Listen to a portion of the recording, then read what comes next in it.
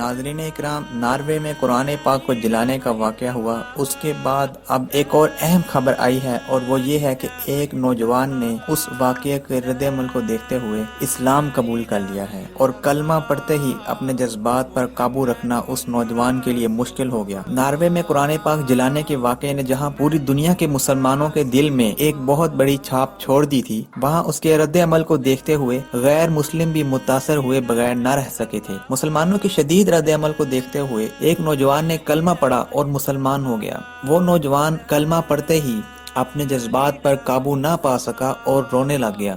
اس حوالے سے اس کی ویڈیو نے تمام مسلمانوں کے اندر خوشی کی فضا کو جنم دیا، جس نے ان کے جذبہ ایمانی کو خوب جھنجھوڑا۔